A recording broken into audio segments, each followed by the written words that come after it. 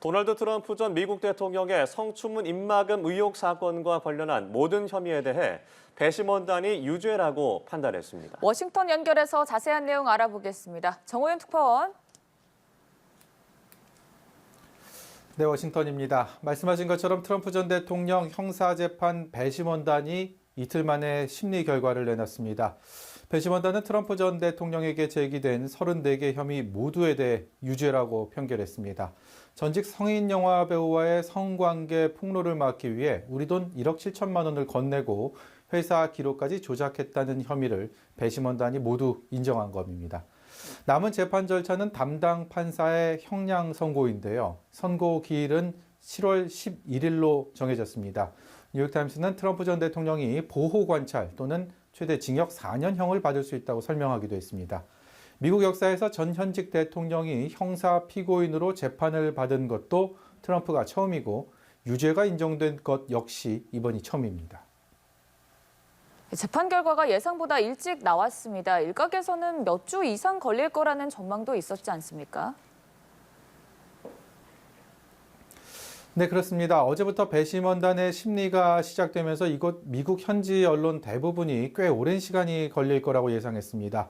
적어도 이번 주는 넘기고 빨라야 다음 주 혹은 그 이상이 될 수도 있다는 관측이 나왔었는데요.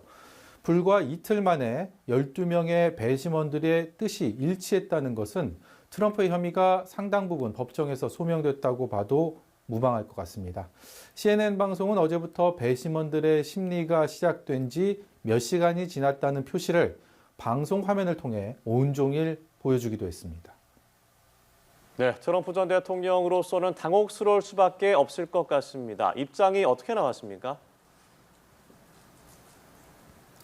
네, 유죄 선고 소식을 듣고 트럼프 전 대통령이 그야말로 분노의 입장을 내놨습니다. 자신은 무죄고 진짜 판결은 오는 11월 대선에서 나올 거라고 말했는데요. 또 수치스러운 일이고 조작된 재판이라며 비판했습니다.